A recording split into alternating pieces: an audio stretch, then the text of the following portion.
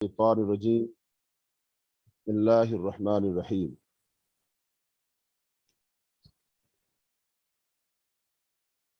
دورہ قرآن میں کل ہمارا پہلا سبق ہوا تھا، جس میں ہم نے اس بات کا تذکرہ کیا تفصیلاً کہ قرآن پاک جو ہے بنیادی طور پر وہ ہدایت ہے، اور انسان کی بنیادی ضرورت بھی ہدایت ہے۔ تو انسان کی کامیابی کیا ہے؟ وہ ہے اللہ کی جنت میں داخل ہونا، چونکہ ہمارا بنیادی اور پہلا حقیقی گھر وہ جنت ہے۔ تو اس جنت میں اگر کوئی شخص دوبارہ داخل ہو گیا، پہنچ گیا، تو وہ کامیاب ہے، جیسا کہ اللہ تعالیٰ نے قرآن پاک میں فرمایا فَمَنْ زُحْزِحَ عَنِ النَّارِ وَأُدْخِلَ الْجَنَّةَ فَقَدْ فَازَ، کہ جو جہنم سے بچا لیا گیا اور جنت میں داخل کر دیا گیا وہ کامیاب ہے۔ تو اس کو تفصیلاً اس پر ہماری بات کل ہوئی تھی،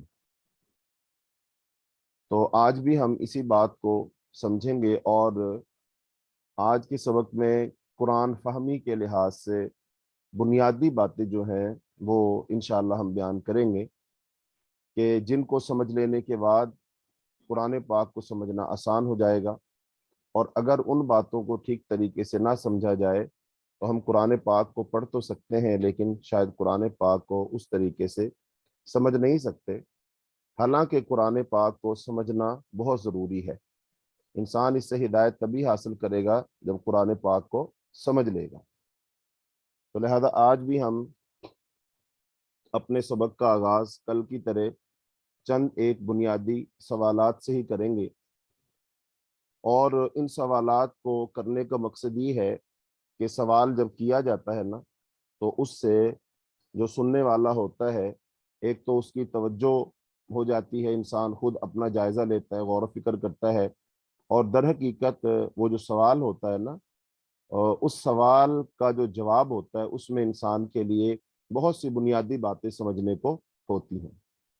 تو لہٰذا آج بھی ہم چند ایک سوالات ہیں ان سے ہی آغاز کریں گے اور پھر اپنی بات کو آگے بڑھائیں گے۔ تو کل کے سبق میں یہ بیان کیا گیا کہ انسان کی بنیادی ضرورت ہدایت الہی ہے، انسان کی کامیابی دخول جنت ہے۔ تو آج بھی گفتگو کا آغاز چند سوالوں سے ہی کریں گے۔ نمبر ایک، کیا اللہ نے انسان کی بنیادی ضرورت پوری کی؟ یعنی بنیادی ضرورت ہدایت ہے نا، تو اب کیا اللہ رب العالمین نے انسان کی یہ بنیادی ضرورت پوری کی یا نہ کی؟ اس کا جواب ہاں یا نہ میں اپنے آپ سے آپ لیں گے، اور ساتھ ساتھ میرے چلتے جائیں گے۔ تو ہاں یا نہ، یقیناً جواب ہوگا ہاں۔ دوسرا سوال اسی سے پیدا ہوگا، کیا میں نے اس ہدایت کو قبول کیا یا نہیں، یا قبول کرنا چاہتا ہوں یا نہیں، اور مجھ تک وہ ہدایت پہنچی ہے یا نہیں، مجھے وہ ہدایت پسند آئی یا نہیں۔ یہ بظاہر آپ کو ایسا لگ رہا ہوگا کہ یہ تو بنیادی سی باتیں ہیں، اور کیا ہم کوئی بچے ہیں کہ جو ہم سے ایسی باتیں پوچھی جا رہی ہیں، ہمارے سامنے کی جا رہی ہیں؟ نہیں، آپ بڑے ہیں، سمجھدار ہیں، لیکن پھر بھی ان کا جواب آپ پوری بصیرت کے ساتھ دیں گے، اپنا جائزہ لے کر دیں گے۔ سرسری بات نہیں کرنی، جیسا کہ ہم مسلمان جذباتی طور پر ہر چیز میں انشاءاللہ یہ کہہ دیتے ہیں اور الحمدللہ کہہ دیتے ہیں، اور ہاں جی مجھے اس بات کا پتہ ہے، ایسا ہم کہہ دیتے ہیں۔ ہاں، اگر واقعتاً پتہ ہے بہت اچھی بات ہے، لیکن اب جیسے یہ دوسرا سوال ہے کہ کیا میں نے اس ہدایت کو قبول کیا یا نہیں، یہ اتنا معمولی سے سوال نہیں ہے۔ یہ آپ کی تمام سوچ فکر اور ساری کی ساری زندگی اور سارے کے سارے معاملات، ان میں صبح بیدار ہونے سے لے کر شام دوبارہ بستر پر سونے تک سارے معاملات اس کے اندر ہیں۔ تو اس سے پھر پتہ چلے گا کہ کیا واقعی میں اس ہدایت کے مطابق سارا دن گزارتا ہوں، حتیٰ کہ زبان کھولتا ہوں، زبان لفظ بولتا ہوں، بات کرتا ہوں، تو کیا اس ہدایت کے مطابق کرتا ہوں؟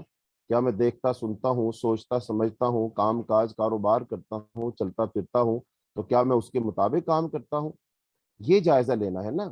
یہ تو صرف اس کا جواب یہ تو نہیں کہہ دینا کہ ہاں اس ہدایت کو میں نے قبول کیا۔ اب قبول کیا کیسے پتہ چلے گا؟ قبول کرنے کا معیار کیا ہے؟ تو قبول کرنے کا معیار ہے اس پر عمل کرنا۔ اگر کوئی شخص عمل کے ترازو میں، عمل کے میزان میں پورا اترتا ہے تو بالکل ٹھیک ہے، اور اگلا یہ ہے کہ مجھے وہ ہدایت پسند آئی یا نہیں آئی۔ اگر وہ ہدایت مجھے پسند آئی ہے تو پھر وہ میری زندگی میں نظر آئے گی۔ آگے چلیے، ہدایت، میں ہدایت کا طالب ہوں یا نہیں، کیونکہ فی الحال تو طلب کرنے والے کو ہی ہدایت ملتی ہے، یعنی جو شخص طلب کرے گا نا، جستجو کرے گا، اس کو ملے گی۔ اور مجھے ہدایت الہی کی ضرورت ہے یا نہیں ہے، جواب ہاں یا نہ میں۔ مجھے ہدایت الہی کی ضرورت ہے یا نہیں ہے، تو ہاں یا نہ میں جو جواب دیں گے تو یقیناً ہم ہاں میں ہی جواب دیں گے۔ لیکن پھر آپ دیکھیں گے کیا واقعی میں نے اس ہدایت کو جس کی مجھے ضرورت ہے آج تک اس کے بارے میں کتنا سیکھا ہے، کتنا پڑھا ہے، کتنا سمجھا ہے۔ خاص طور پر بات تو قرآن پاک کی ہو رہی ہے نا، تو کیا قرآن پاک کو میں نے آج تک صحیح ترجمے کے ساتھ پڑھا ہے، سمجھا ہے؟ قرآن پاک کو میں نے کتنا وقت دیا ہے؟ قرآن کی زبان عربی ہے، عربی مجھے کتنی آتی ہے، کتنی نہیں آتی ہے؟ نماز جو ہے ہم پڑھتے ہیں، نماز کا کیا ترجمہ مجھے آتا ہے؟ یہ جو چھوٹی چھوٹی صورتیں ہم نماز میں پڑھتے ہیں، کیا وہ مجھے آتی ہیں، نہیں آتی ہیں؟ اچھا، پھر کیا قرآن پاک کو بغیر پڑھے، بغیر سمجھے، تھوڑی بہت عربی بغیر سیکھے، بغیر ترجمے کے، کیا کوئی شخص ہدایت حاصل کر سکتا ہے، اس سے رہنمائی حاصل کر سکتا ہے؟ یقیناً یہاں پر جواب یہ آئے گا کہ نہیں کر سکتے۔ تو اب آگے ایک سوال، کیا میں نے آج تک باقاعدہ ہدایت حاصل کرنے کی کوشش کی؟ باقاعدہ، بے قاعدہ نہیں، باقاعدہ۔ بے قاعدہ کا مطلب تو یہ ہے نا کہ چلو اسکول میں، کالج میں کہیں نہ کہیں مجھے اسلامیات کا مضمون پڑھا دیا گیا، میں نے اسلامیات تھوڑی بہت پڑھ لی ہے، تو نصاب کے طور پر وہ تو امتحان دینے کے لیے ہمارے ہاں پڑھی پڑھائی جاتی ہے۔ لیکن باقاعدہ طور پر اگر میں آپ سے سوال کروں یہاں پر کہ ہم رسول اللہ صلی اللہ علیہ وسلم ہمارے نبی ہیں، رسول ہیں، اور ہمیں ان سے دل و جان سے بڑی محبت ہے، لیکن کیا رسول اللہ صلی اللہ علیہ وسلم کی سیرت پر آج تک ہم نے کوئی پوری کتاب پڑھی ہے؟ شروع سے لے کر آخر تک سبکن ہم نے اس کو پڑھا ہو، اس کو سیکھا ہو، سمجھا ہو؟ میں نے بہت سارے لوگوں سے پوچھا ہے، اسٹوڈنٹ سے پوچھا ہے، طلباء و طالبات سے پوچھا ہے، عوام الناس سے پوچھا ہے، اساتذہ سے پوچھا ہے، تو تقریباً 90% جواب نہیں میں آتا ہے کہ ہم نے آج تک نبی صلی اللہ علیہ وسلم کی کوئی سیرت کی کتاب نہیں پڑھی۔ اور حد اور ظلم کی حد تو یہ ہے کہ میں ان سے پوچھتا ہوں چلو نہیں پڑھی کوئی بات نہیں، لیکن یہ بتاؤ کہ آپ کے گھر میں کوئی سیرت کی کتاب موجود ہے؟ تو اس کا جواب بھی نفی میں ہی آتا ہے۔ تو لہذا یہاں سے پھر مایوسی ہوتی ہے نا۔ تو انہی باتوں کو ذہن میں رکھتے ہوئے میں نے یہ سوالات آپ کے سامنے رکھے ہیں، وگرنہ مجھے پتا ہے کہ الحمدللہ میں مسلمانوں کو پڑھا رہا ہوں، اور ان سارے سوالوں کے جواب دینے میں مسلمان بڑے دلیر ہوتے ہیں، بڑے جذباتی ہوتے ہیں، سب کے جواب میں ہاں ہاں ہی کریں گے، لیکن اس بات کو تھوڑا سا سمجھ کر کے اگر کہیں گے اور ایمانداری سے پوچھا جائے گا تو پھر جواب نفی میں آئے گا، نہیں میں آئے گا۔ تو باقاعدہ میں نے کوشش کی ہے، اگر کی ہے تو کتنی کی ہے؟ کیا اتنی کی کہ جتنی میں دوسرے کاموں کے سیکھنے کے لیے کرتا ہوں؟ مثلا کوئی شخص ڈاکٹر بنتا ہے نا، تو ڈاکٹر بننے کے لیے وہ کتنی محنت کرتا ہے، کتنی کتب پڑھتا ہے، کہاں کہاں اچھے سے اچھے کالج میں پڑھتا ہے، ٹیوشن لیتا ہے، اور دن میں سے 12 12 گھنٹے، 14 14 گھنٹے وہ پڑھتے ہیں۔ تو اب یہ ہے وہ محنت جس کے نتیجے میں وہ ایک اچھا ڈاکٹر بن جاتا ہے، ایک اچھا انجینئر بن جاتا ہے، ایک اچھا تاجر بن جاتا ہے۔ ہاں، تو وہاں اس کی محنت ہوئی نا۔ تو کیا آپ سمجھتے ہیں قرآن پاک کو اگر ہم ٹائم ہی نہ دیں اور اس کو پڑھے سمجھے ہی نہ، تو کیا ہم بغیر پڑھے، بغیر سمجھے، بغیر سیکھے، بغیر علم حاصل کیے، کیا ہم ایک اچھے مسلمان بن سکتے ہیں؟ کیا ایک ہم اچھے مومن بن سکتے ہیں، ایمان والے بن سکتے ہیں؟ تو جیسے وہاں پر اگر کوئی شخص بس سرسری سی دو چار اصطلاحیں، جو دو چار تعریفیں وہ پڑھ لیتا ہے، یاد کر لیتا ہے بایو کی، تو کیا وہ ڈاکٹر بن جائے گا؟ کیا کوئی شخص انجینئر بننا چاہتا ہے لیکن وہ میتھ تھوڑا بہت پڑھ لیتا ہے، کوئی ابتدائی کتابیں پڑھ لیتا ہے، تو کیا وہ اچھا انجینئر بن سکتا ہے؟ میرا آپ کا جواب ہوگا یقیناً نہیں بن سکتا۔ تو جب ایک شخص ڈاکٹر بننے کے لیے ڈاکٹری کی کتابیں نہ پڑھے، ایک انجینئر بننے کے لیے انجینئرنگ کی کتابیں نہ پڑھے، تو وہ نہیں بن سکتا نا۔ تو ایسے ہی ایک اچھا مسلمان کیسے بن سکتا ہے جب وہ قرآن پاک کو ہی نہیں پڑھے گا، قرآن پاک کو سمجھے گا ہی نہیں، قرآن پاک کو ٹائم ہی نہیں دے گا، قرآن پاک سیکھے گا ہی نہیں، اسے قرآن پاک کی زبان ہی نہ آتی ہو، تو وہ کیسے کر سکتا ہے؟ تو اس کا مطلب یہ ہوا کہ ان سوالوں کے جواب، آپ سوالوں کو سن لیجئے، سوالوں کو نوٹ کر لیجئے، اور پھر ان کو باقاعدہ طور پر آپ جب تنہائی میں بیٹھیں، الگ بیٹھیں، پھر اپنے آپ کا جائزہ لیں، اپنا محاسبہ کریں، اپنے گریبان میں جھانکیں. جو قرآن پاک میں اللہ تعالیٰ فرماتے ہیں بل الانسان علی نفسہ بصیرہ، کہ انسان اپنے آپ کو خوب جانتا ہے. تو ٹھیک ہے، آپ اپنے آپ کو خوب جان کر کے اس کا جواب دیں. ایسے جواب جذباتی ہو کر جواب نہ دیں. ہمیشہ اگر آپ جذباتی ہو کر جواب دیتے رہیں گے تو اس کا مطلب آپ دھوکے میں پڑے رہیں گے. حقیقت آپ کے سامنے کھل کر آئے گی نہیں، حقیقت کا آپ اعتراف نہیں کر پائیں گے. چونکہ اللہ تعالیٰ کا یہ بھی ایک قانون ہے کہ اللہ تعالیٰ انسان کو وہی کچھ دیتا ہے جس کے لیے وہ کوشش کرتا ہے. لیس للانسان الا ما سعی. اللہ پاک فرماتے ہیں انسان کے لیے وہی کچھ ہے جس کی وہ کوشش کرتا ہے. ظاہری بات ہے لوگ دنیا کے لیے کوشش کرتے ہیں، اللہ ان کو دنیا دے دیتا ہے. ایک شخص ڈاکٹر انجینئر بننے کی کوشش کرتا ہے تو وہ ڈاکٹر انجینئر بن جاتا ہے. اب ایک شخص جب اچھا مسلمان بننے کی کوشش ہی نہیں کرے گا، قرآن پاک کو پڑھنے کی کوشش ہی نہیں کرے گا، تو بتائیے وہ اچھا مسلمان کیسے بن سکتا ہے؟ وہ قرآن پاک کو کیسے پڑھ سکتا ہے، سیکھ سکتا ہے؟ قرآن پاک کوئی ایسی چیز تو ہے نہیں جس کو ہم بغیر پڑھے اپنے اندر ڈال لیں گے اور یہ ہمیں خود بخود آ جائے گی. نہیں، اس کے لیے بھی اتنی ہی محنت کرنی پڑے گی جتنا کہ دوسری زبانوں کو یا دوسرے فنون کو، دوسرے علوم کو ہم پڑھنے اور سیکھنے کے لیے کرتے ہیں. پھر اللہ تعالیٰ یہ بھی فرماتے ہیں ان تنصر اللہ ینصرکم، اگر تم اللہ کی مدد کرو گے اللہ تمہاری مدد کرے گا. تو حدیث قدسی ہے، اس کا مفہوم ہے اگر انسان اللہ کی طرف ایک قدم اٹھاتا ہے تو اللہ اس کی طرف دو قدم اٹھاتا ہے. اگر انسان اللہ کی طرف چل کے جاتا ہے تو اللہ اس کی طرف دوڑ کے آتا ہے. تو پتہ اس سے یہ چلا ان قرآن پاک کی دو آیات اور ایک حدیث قدسی سے بات یہ معلوم ہوئی کہ آغاز، ابتدا اور پہل بندے کی طرف سے ہونی چاہیے. آغاز، ابتدا، پہل کس کی طرف سے ہو؟ بندے کی طرف سے ہو. ہاں پھر اللہ اس کے لیے رستے کھولتا ہے. والذین جاہدوا فینا لنہدینہم سبلنا. اللہ پاک فرماتے ہیں جو ہمارے لیے پھر کوشش کرتا ہے ہم اس کے لیے رستے کھولتے ہیں. تو اس کا مطلب کوشش تو شرط ہے نا، کوشش شرط ہے. جب کوئی کوشش ہی نہیں کرے گا تو پھر کیسے اللہ اس کے لیے رستے کھولے گا؟ تو لہذا ہم کوشش کریں گے.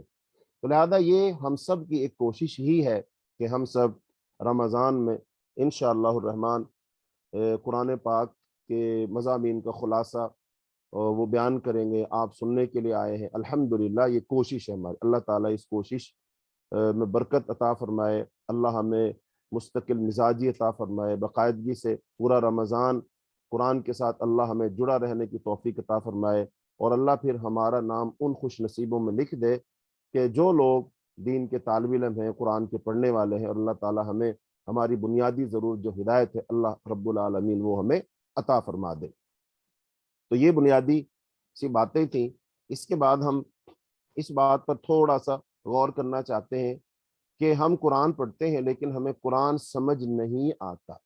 ہم قرآن پڑھتے ہیں لیکن قرآن ہمیں سمجھ نہیں آتا. فرض کر لیجئے، اپنا جائزہ لیں آپ کہ قرآن پاک آپ لوگوں نے ماشاءاللہ پتہ نہیں زندگی میں کتنی دفعہ پڑھ لیا ہوگا، لیکن پڑھنے کا مسئلہ نہیں، مسئلہ یہ ہے کہ سمجھ کتنا آیا ہے. جب بھی کسی اسکول کالج میں کوئی لیکچر ہوتا ہے، استاد پڑھاتا ہے، استاد پوچھتا ہے ہاں جی بات سمجھ آ گئی ہے، تو پھر اسٹوڈنٹ کہتے ہیں ہاں جی بات سمجھ آ گئی ہے. پھر وہ پوچھتا ہے بتاؤ بھی آپ کو کیا بات سمجھ آئی، فیڈ بیک لیتا ہے نا. تو ایسے ہی اپنے آپ سے جائزہ لیں، قرآن پاک ہم نے پڑھا تو ہے لیکن سمجھ کتنا آیا، قرآن پاک کتنا سمجھ آیا. مثلا قرآن پاک کا موضوع کیا ہے، قرآن پاک کا مرکزی مضمون کیا ہے، قرآن پاک کا مقصد کیا ہے، یہ ساری باتیں تو یہ بنیادی سی باتیں ہیں. تو اب اگر میں یہ کہوں کہ قرآن پاک ہم میں سے اکثر لوگوں کو سمجھ اس لیے نہیں آتا کہ ہم تو قرآن پاک کو سمجھنے کے لیے پڑھتے ہی نہیں ہیں. ہم تو قرآن پاک کو پڑھتے ہیں صرف ثواب کے لیے، ثواب حاصل کرنے کے لیے قرآن پاک کو پڑھتے ہیں. ٹھیک ہے، ہمیں ثواب مل جائے گا. اب ثواب ملنا اور چیز ہے، قرآن پاک کو سمجھ کر کے اس پر عمل کرنا اور چیز ہے. تو جبکہ قرآن پاک صرف ثواب کے لیے نہیں ہے، قرآن پاک تو ہدایت کے لیے ہے نا، رہنمائی کے لیے ہے. قرآن تو ایک راہ کی ہدایت کرتا ہے، ہمیں رستہ دکھاتا ہے ہمیں.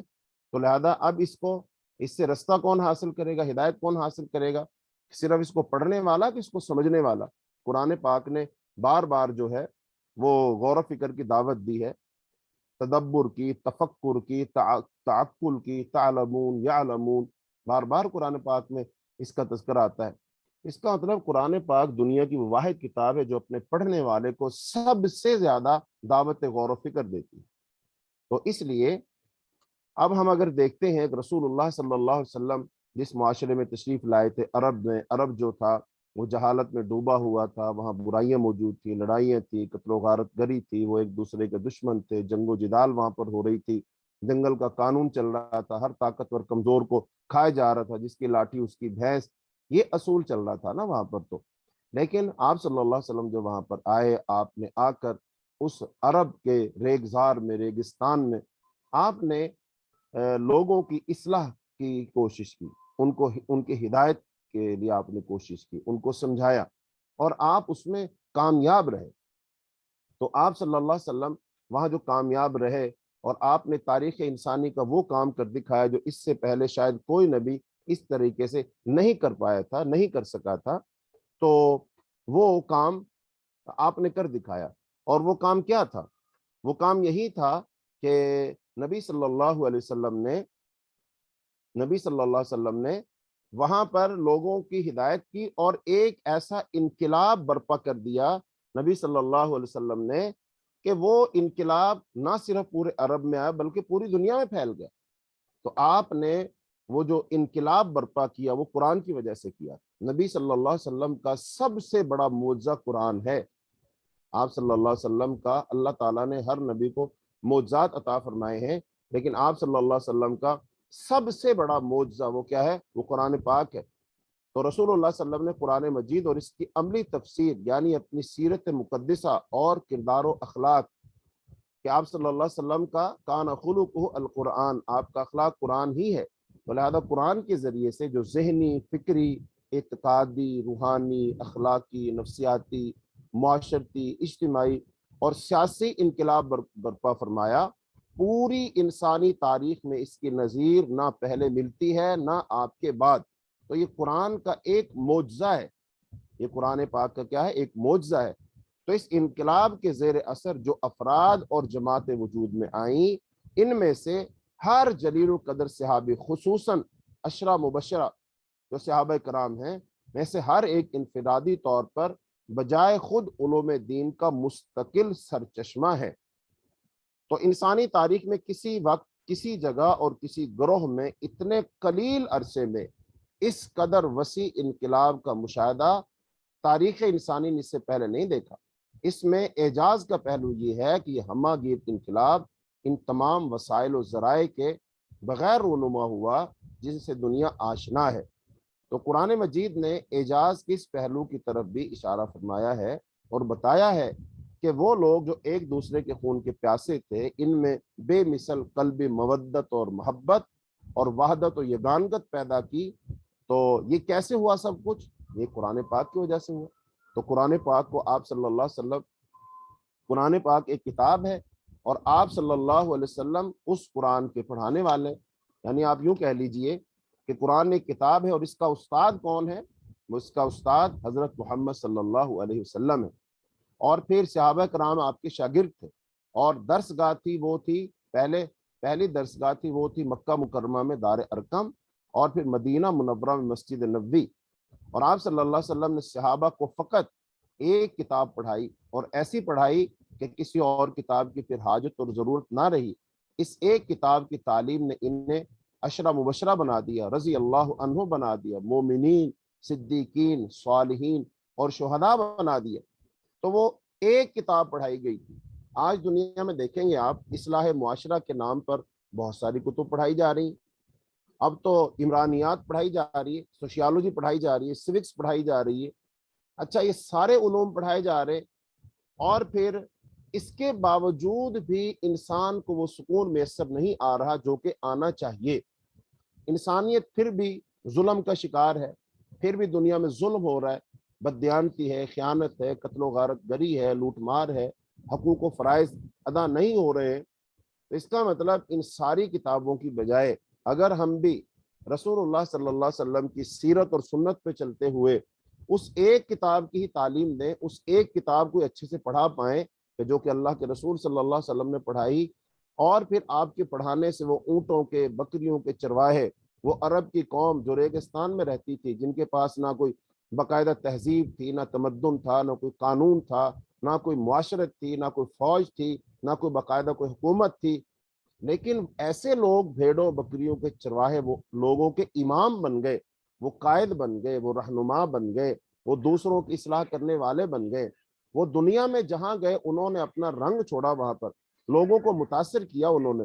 تو لہذا اب سوال یہی پیدا ہوتا ہے کہ وہ بکریوں کے، بھیڑوں کے، اونٹوں کے چرواہے اور وہ عرب کے صحرا میں رہنے والے لوگ اس قدر اعلیٰ اخلاق اور ایسے بلند کردار وہ کیسے بن گئے؟ کس چیز نے بنا دیا؟ اس سوال کا جواب صرف یہی ہے کہ وہ ایک کتاب اور ایک استاد، استاد ہے حضرت محمد صلی اللہ علیہ وسلم، اور کتاب کا نام ہے قرآن مجید۔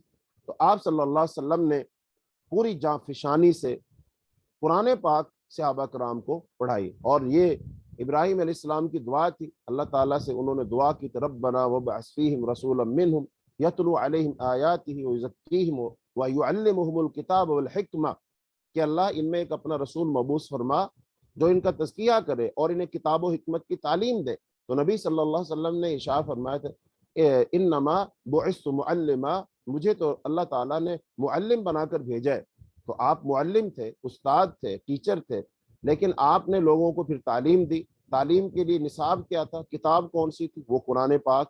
تو نبی صلی اللہ علیہ وسلم استاد، قرآن پاک کتاب، اور پڑھنے والے عرب کے وہ چرواہے۔ تو آپ نے ان چرواہوں کی تربیت ایسی کی، کتاب ایسی پڑھائی کہ وہ چرواہے لوگوں کے امام بن گئے، پیشوا بن گئے۔ اللہ تعالیٰ نے قرآن پاک میں ارشاد فرمایا فَإِنْ آمَنُوا بِمِثْلِ مَا آمَنْتُمْ بِهِ فَقَدِ اهْتَدَوْا، کہ اگر وہ ایمان لے آئیں بِمِثْلِ مَا آمَنْتُمْ بِهِ، جیسے تم ایمان لائے، تو وہ بھی ہدایت یافتہ ہو جائیں گے۔ یعنی اللہ تعالیٰ نے صحابہ کرام کے ایمان کو لوگوں کے لیے ایک معیار اور نمونہ قرار دے دیا۔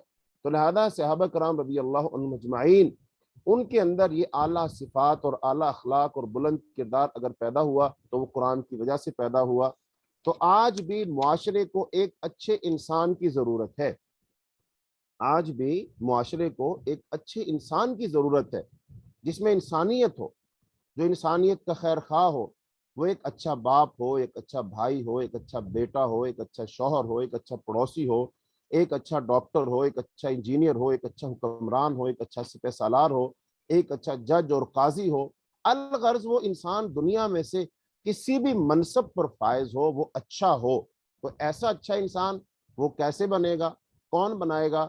اس کا واحد حل، اب دنیا نے مختلف تجربات کر لی ہیں، دنیا نے بہت سارے نظام دیکھ لیے، ان نظاموں نے وہ انسان پیدا نہیں کیا کہ جس کی معاشرے کو حقیقی طور پر ضرورت ہے، اور وہ انسان اگر پیدا ہو سکتا ہے وہ صرف اور صرف قرآن پاک کی تعلیم سے پیدا ہو سکتا ہے۔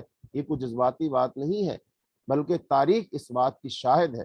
دنیا نے یہ دیکھا ہے کہ قرآن پاک نے لوگوں کی ایسی تربیت کی، نبی صلی اللہ علیہ وسلم نے لوگوں کی ایسی تربیت کی، ایسا تزکیہ کیا، اور ایسے اعلیٰ نفوس اور وہ نفوس قدسیہ ایسے پیدا کیے کہ دنیا ان کی مثال پیش کرنے سے قاصر ہے۔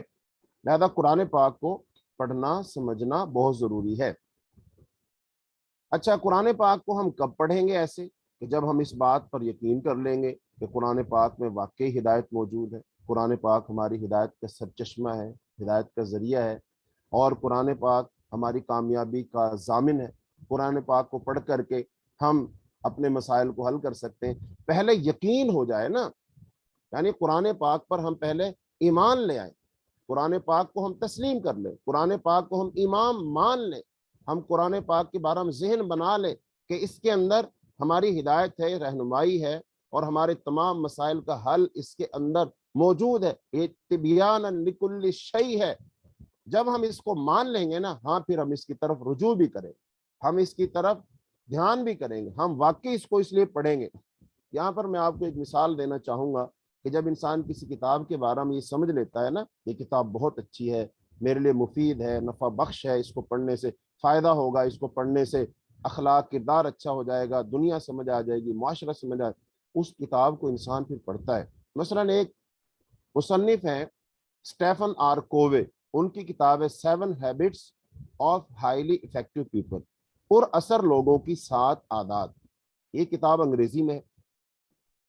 اس کتاب کو میں نے پڑھا، تو اس کتاب کا اردو زبان میں ترجمہ بھی ہوا ہے، اور پاکستان کے ایک ڈاکٹر ہیں، انہوں نے اس کا ترجمہ کیا۔ اچھا، جب انہوں نے ترجمہ کیا تو شروع میں انہوں نے عرض مترجم لکھا، یعنی ترجمہ کرنے کے والے کے کچھ عرض جو ہے یا ان کے تاثرات لکھے ہوئے۔ اچھا، میں نے وہاں پڑھا، وہ خود لکھتے ہیں ڈاکٹر صاحب کہ میں نے جب اس کتاب کو پڑھا، دیکھا، میں نے اس کو اتنا مفید پایا، اتنی اچھی کتاب، اور واقعی وہ کتاب دنیا میں تقریباً 1,20,00,000 کے قریب اس کتاب کے نسخے چھپ چکے ہیں، اور دنیا کی تمام بڑی زبانوں میں اس کا ترجمہ ہوا ہے۔ اب وہ ڈاکٹر صاحب کہتے ہیں کہ جب میں نے اس کتاب کو پڑھا تو میں نے اس کتاب کو بار بار پڑھا اور میں اس سے بہت متاثر ہوا، مجھے کتاب بہت اچھی لگی۔ پھر میں نے چاہا کہ یہ کتاب اتنی اچھی ہے، اتنی اچھی ہے کہ یہ کتاب میری بیوی کو بھی پڑھنی چاہیے، چونکہ ایسا نہ ہو جس کتاب میں مفید معلومات ہیں ان سے میری بیوی کہیں محروم ہی نہ رہ جائے۔ تو لہذا میں نے پھر اپنی بیوی سے کہا تم بھی اس کتاب کو پڑھو۔ پھر یہ کتاب میری بیوی نے پڑھی۔ کہتے ہیں پھر ہم دونوں نے یہ فیصلہ کیا کہ کتاب اتنی اچھی ہے، اتنی مفید ہے۔ جی کتاب کا نام ہے، اردو کے اندر تو یہ چھپی ہے، پر اثر لوگوں کی 7 عادات، اور انگریزی میں اس کا نام ہے 7 Habits of Highly Effective People۔ جی کتاب کا یہ نام ہے، کسی نے لکھ دیا ذرا۔ اچھا، تو وہ کہتے ہیں میاں بیوی پھر کہتے ہیں کہ ہم دونوں نے پھر فیصلہ کیا یہ کتاب واقعتاً بہت اچھی ہے، تو ہم نہ یہ کتاب اپنے بچوں کو بھی ضرور پڑھائیں گے، ہم اپنے بچوں کو پڑھائیں گے۔ اگر ہم نے اپنے بچوں کو کتاب یہ نہ پڑھائی تو ہو سکتا ہمارے بچے بہت بڑی خیر سے محروم رہ جائیں۔ کہتے ہیں پھر ہم نے یہ فیصلہ کیا۔ پھر کہتے ہیں ہم نے پھر ایک فیصلہ اور کیا، اور وہ فیصلہ یہ کہ نہ یہ جو کتاب ہے یہ تو انگریزی میں ہے، تو اب سارے لوگ تو انگریزی نہیں پڑھ سکتے، سارے لوگ تو انگریزی نہیں جانتے، تو لہٰذا پھر ہم نے فیصلہ کیا کہ ہم اس کا ترجمہ نہ اردو زبان میں کریں، تاکہ اردو زبان میں جب اس کتاب کو وہ لوگ پڑھیں گے جو اردو زبان جانتے ہیں تو یہ خیر اور بھلائی ان تک بھی پہنچ جائے گی، تاکہ وہ لوگ بھی اس کو پڑھیں اور سمجھیں اور اس سے رہنمائی حاصل کریں۔ اچھا، اب دیکھیے، اب اس کتاب کے بارے میں ان لوگوں کا یہ ذہن کب بنا؟ جب انہوں نے اس کتاب کو پہلی بات تو پڑھا، پھر پڑھا نہیں، انہوں نے سمجھا، اور پھر سمجھ کر انہوں نے اس میں سے وہ مفید باتیں ان کو لگا کہ یہ ہمارے لیے فائدہ مند ہے، لہذا اس نے پھر خاوند نے بیوی کو پڑھائی۔ پھر ان دونوں نے فیصلہ کیا کہ کتاب بہت مفید ہے تو ہم اپنے بچوں کو پڑھائیں گے۔ پھر انہوں نے فیصلہ کیا کہ ہم اس کتاب کا ترجمہ کرتے ہیں تاکہ اردو داں طبقہ بھی اس کو پڑھے۔ اس کا مطلب جب کسی کتاب کے بارے میں انسان یہ سوچ لیتا ہے کہ یہ کتاب مفید ہے، اچھی ہے، اس کو پڑھنے سے فائدہ ہوگا، تو پھر انسان وہ خود بھی پڑھتا ہے، دوسروں کو پڑھاتا ہے، اپنی اولاد کو پڑھاتا ہے۔ ہاں جی، اب بالکل آئیے قرآن پاک کی طرف۔ دیکھیں وہ کتاب تو بہرحال جتنی بھی اچھی کتاب ہے لیکن ہے تو کسی انسان کی لکھی ہوئی کتاب نا، کسی انسان نے اپنے تجربات اس میں لکھے ہیں، اپنے مشاہدات اس میں بیان کیے ہیں، ٹھیک ہے، مان لیا۔ لیکن قرآن پاک کس کی کتاب ہے؟ قرآن پاک اللہ کی کتاب ہے، یہ کلام اللہ ہے، یہ کسی انسان کی کتاب نہیں ہے، یہ اللہ کی کتاب ہے، یہ اللہ کی کتاب ہے۔ اس کے لیے تو اتنا ہی کافی ہے، یہ اللہ کی کتاب ہے جو اس کائنات کا خالق ہے، مالک ہے، رازق ہے، انسان کا خالق ہے، انسان کو پیدا کرنے والا ہے، اس اللہ کی کتاب ہے۔ تو لہذا اس کلام کو دیکھو، یہ اللہ کا کلام ہے نا، تو اس کلام کو جب ہم پڑھیں گے، سمجھیں گے، تو ہمیں اس کے اندر جتنا فائدہ نظر آئے گا، بتاؤ پھر وہ کسی اور انسان کی کتاب میں اتنا فائدہ ہو سکتا ہے؟ لہذا جب ہم اس قرآن کو سمجھیں گے، پڑھیں گے، لا محالہ پھر ہم خود بھی اس کتاب کو ہمیشہ پڑھیں گے، پھر ہم اسے اپنے بچوں کو پڑھائیں گے، اپنے دوستوں کو پڑھائیں گے، اپنے بہن بھائیوں کو پڑھائیں گے، معاشرے کے لوگوں کو پڑھائیں گے ہم یہ کتاب قرآن پاک، کیونکہ قرآن پاک تو اللہ کا کلام ہے۔ اور پھر قرآن پاک واحد وہ کتاب ہے جس کے شروع میں اللہ پاک نے لکھ دیا ہے ذالک الکتاب لا ریب فیہ، یہ وہ کتاب ہے جس میں کوئی شک نہیں ہے، یعنی ہر قسم کے ریب سے، ہر قسم کی کجی سے، ٹیڑھے پن سے، نقص سے، غلطی سے، خامی سے، کوتاہی سے بالکل 100% پاک ہے۔ یہ دعویٰ کوئی مصنف نہیں کرتا، یہ دعویٰ کوئی مصنف نہیں کرتا، بلکہ بہت سارے مصنفین کتاب کے دیباچے میں وہ لکھتے ہیں کہ میری کتاب کو پڑھیے اور اگر اس میں کوئی کمی کوتاہی ہو تو ہمیں اطلاع دیجئے، ہم اس کی اصلاح کر دیں گے۔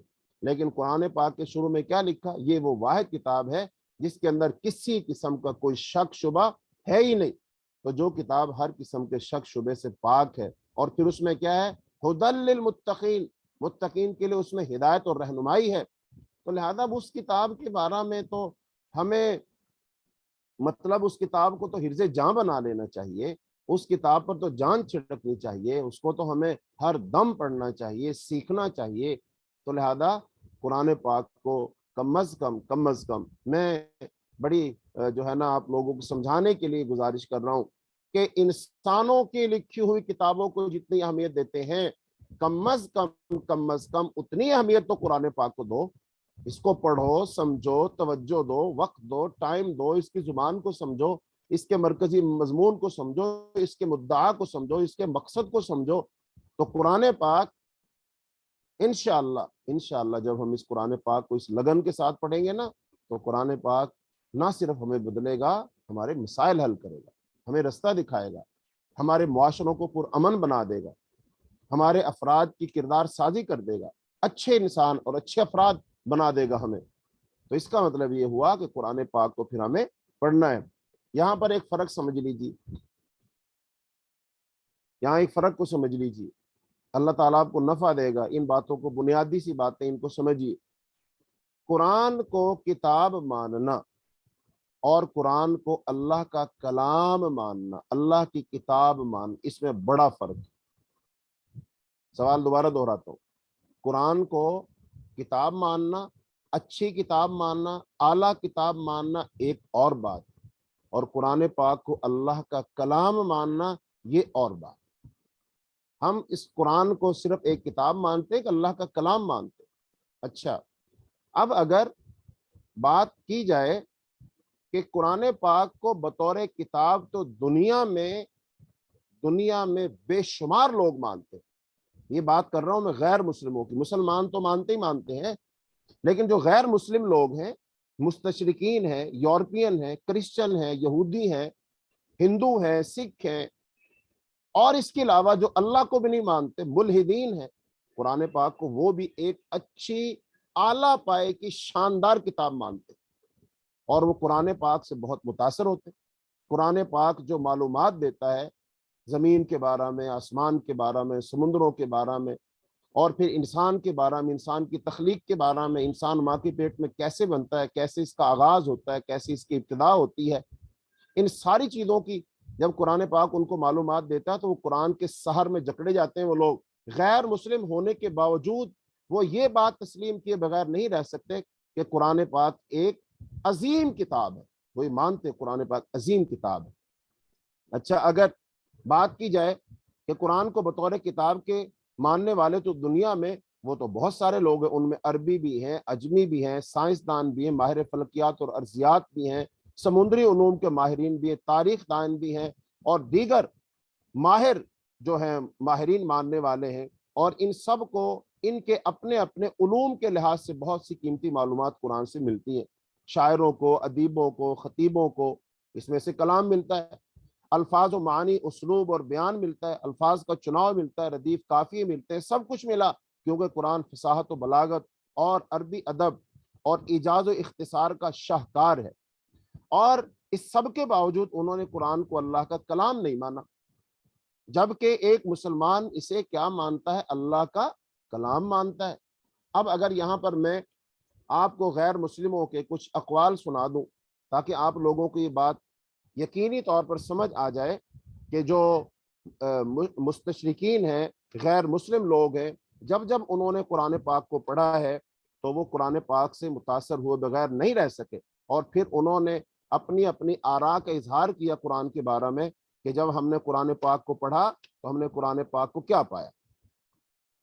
مثال کے طور پر فرانسیسی ایک فلسفی ہیں ایلیکس لوزون، وہ کہتے ہیں کہ حضرت محمد صلی اللہ علیہ وسلم نے دنیا کے لیے ایسی کتاب چھوڑی ہے جو بلاغت کا حیرت انگیز نمونہ، اخلاقیات کی دستاویز اور نہایت مقدس کتاب ہے.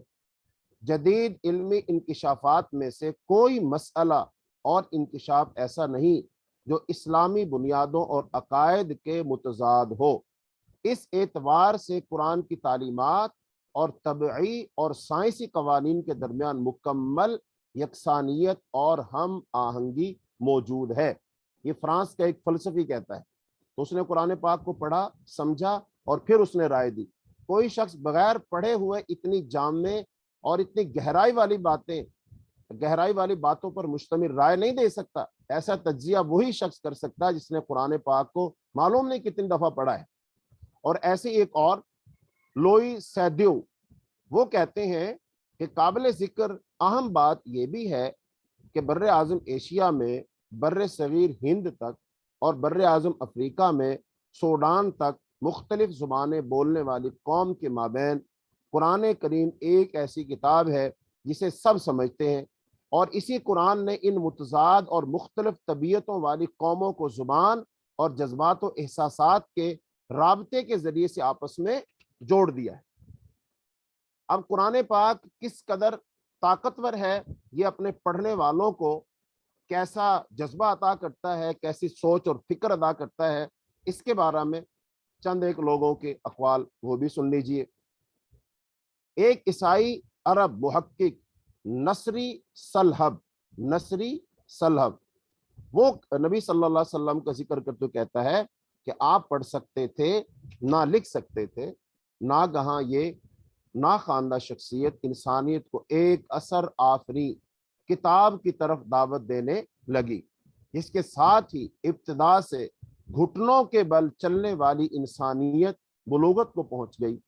یہ مکتوب وہ قرآن کریم ہے جسے اللہ تعالیٰ نے اہل تقوی کے لیے اپنے رسول پر نازل فرمایا۔ اور پھر آگے جا کر وہ کہتا ہے قرآن کریم کی عالمگیریت اور پوری انسانیت سے اس کے خطاب کے بارے میں وہ کہتے ہیں قرآن کریم محض مسلمانوں ہی کو مخاطب نہیں کرتا اور صرف انہی کی ضروریات پوری نہیں کرتا، بلکہ وہ علل اطلاق تمام انسانوں سے ہم کلام ہوتا ہے اور ان سب کی ضروریات کی کفالت کا اہتمام کرتا ہے۔ اگر لوگ قرآن کریم کی طرف متوجہ ہو جائیں اور اس کے احکام اور نصیحتوں کو اپنے اندر راسخ کر لیں اور ان کے مطابق عمل کریں تو انسانیت اس حالت سے بدرجہ بہتر اور برتر ہو جائے جس حالت میں وہ اب موجود ہے۔ تو اب یہ ان لوگوں کے تاثرات ہیں، ان لوگوں کے تجزیے ہیں جو غیر مسلم ہیں۔ اچھا، میں اگر آپ سے سب سے پوچھوں، ہم تو سب الحمدللہ مسلمان ہیں نا، کہ قرآن پاک کو پڑھ کر کے آپ نے کبھی ایسے نتائج نکالے ہیں؟ کیا آپ نے کبھی کوئی ایسی تحریر لکھی ہے؟ کیا کبھی آپ نے ایسا تجزیہ کیا ہے؟ اور پھر ہمارے تجزیوں میں کیا اتنی گہرائی موجود ہے؟ کیا اتنی انصاف والی باتیں موجود ہیں؟ تو ان سوالوں کے جواب اللہ ماشاءاللہ سارے لوگ ایک جیسے نہیں ہو سکتے، ہو سکتا ہے بہت سارے لوگوں نے یہ کام کیا ہو، لیکن اکثر و بیشتر نام ہے، چونکہ ہم نے اس طرح قرآن پاک کو ٹھہر کر سمجھ کر پڑھا نہیں نہ ہے۔ ایک اور مغربی محقق کو بولڈ وہ کہتے ہیں قرآن کریم ہی ہے جس نے عربوں کو دنیا کی فتح پر آمادہ کیا اور انہیں ایسی زبردست سلطنت قائم کرنے کا موقع فراہم کیا جو وسعت، قوت، تعمیر و ترقی اور تہذیب و تمدن کے اعتبار سے سکندر اعظم اور روما کی سلطنت سے بلند تر تھی۔ سبحان اللہ۔ عربی کا ایک محاورہ ہے نا، کہتے ہیں الفضل ما شہدت بہ الاعداء، فضیلت وہی ہوتی ہے جس کا اعتراف دشمن بھی کرے۔ تو یقیناً یہ لوگ غیر مسلم ہیں، لیکن ان غیر مسلموں نے اس بات کا اعتراف کیا ہے کہ قرآن پاک واقعتاً ایک عظیم کتاب ہے۔ تو اب ہم مسلمانوں کو کیا چاہیے؟ ہم کیا کریں؟ بتائیے، ہم کیا کریں؟ ہم کیا قرآن کے بارے میں یہ نظریہ رکھتے ہیں؟ ایک غیر مسلم تو قرآن پاک کو پڑھ کر اس نتیجے پر پہنچ گیا کہ قرآن پاک واقعی ایک شاندار کتاب ہے، بڑی عظیم کتاب ہے، اس کی تعلیمات بہت آفاقی ہیں، اس کے اندر تو انسانیت کی فلاح چھپی ہوئی ہے۔ لیکن ہم مسلمانوں کو یہ بات کیوں سمجھ نہیں آئی؟ ہم قرآن کے ہونے کے باوجود دنیا میں ذلیل و خوار کیوں ہو گئے؟ علامہ اقبال اپنے شعر میں کہتے ہیں وہ معزز تھے زمانے میں مسلمان ہو کر اور ہم خوار ہوئے تاریک قرآن ہو کر۔ ایک اور فرانسیسی مستشرق ایتن دانیہ وہ کہتے ہیں انہوں نے اسلام قبول کیا، جب انہوں نے اسلام قبول کیا، اعلان فرمایا، تو پھر ظاہر بات ہے کسی نے سوال کیا ہوگا کہ آپ نے اسلام کیوں قبول کیا ہے، آپ کو اسلام کی کس چیز نے متاثر کیا ہے؟ تو بعض لوگ ایسے سوالات پوچھتے ہیں نا، تو وہ پھر آگے سے کیا جواب دیں؟ وہ کہتے ہیں ہر مومن ہر زمان و مکان میں نہایت آسانی سے صرف کتاب اللہ کی تلاوت ہی سے اس معجزے کو دیکھ سکتا ہے۔ اسی معجزے کی بدولت اسلام ساری دنیا میں پھیل گیا، مگر اسلام کی زبردست قبولیت اور پھیلاؤ کے حقیقی سبب کا ادراک یورپی لوگ نہیں کر سکتے، کیونکہ وہ قرآن کریم سے بالکل بے خبر ہیں۔ وہ قرآن کریم سے بالکل بے خبر ہیں، یا پھر وہ قرآن کریم کو ایسے ترجموں کے ذریعے سے جانتے ہیں جن میں عملی زندگی کی کوئی رمق نہیں۔ مزید برآں وہ تراجم قرآن کریم کے لطیف اور دقیق نکات سے یکسر خالی ہے۔ اور یہی نو مسلم پھر ایک اور جگہ پر کہتے ہیں، اگر قرآنی اسلوب اور اس کے معانی کا سحر ان علماء کے دلوں کو اس قدر متاثر کرتا ہے جو عربوں سے کوئی رشتہ داری رکھتے ہیں، نہ مسلمانوں سے ان کا کوئی تعلق ہے، تو ان حجازی عربوں پر قرآنی اثرات اور ان کے جوش و جذبے کے بارے میں آپ کیا کہیں گے، جن کی حسین و بلیغ زبان میں قرآن کریم نازل ہوا؟ بلا شبہ قرآن کریم سنتے وقت یک